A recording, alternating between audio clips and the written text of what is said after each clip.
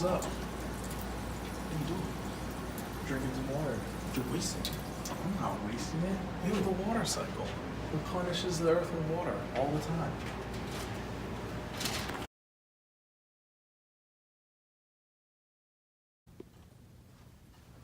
Hey Dan, what you doing? Just studying for finals. I hope I don't fail this year. Well, good luck with that. You remember last week when you was clowning me about not knowing what the water cycle was? Yeah. Well, I did some research. Did you? What did you find? I found that the water cycle is a really complex system Mm-hmm. that has been happening for billions and billions of years. That long? Yeah, that long. I've researched that the water cycle has no stop and start. It's a process. Yeah, it's just like continuous, right? Yeah, continuous, you know? So usually the most common thing people know about the water cycle is rain. Mm-hmm. Happens everywhere, mostly everywhere, and anytime.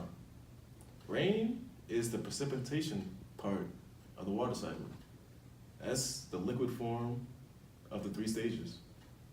There's 2 other stages known as transpiration and condensation, plus evaporation if you count the ocean areas. Oh, yeah. Yeah. People sometimes think evaporation and transpiration are the same thing, but they're not.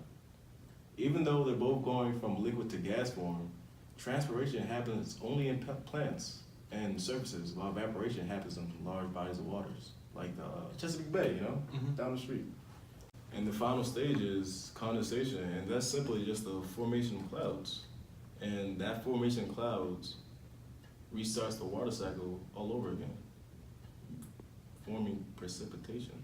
Wait, so is water ever lost through this water cycle? Some of it's gotta disappear, right? Well, you would think so, but remember, Newton's first law, matter is neither destroyed nor created. So the same amount of water we had in the beginning of Earth is the same amount of water we had today. Does it just like change phases then? Yes, of course, that's what happens. That's basically what the water cycle is, just a changing of water phases through a period of time.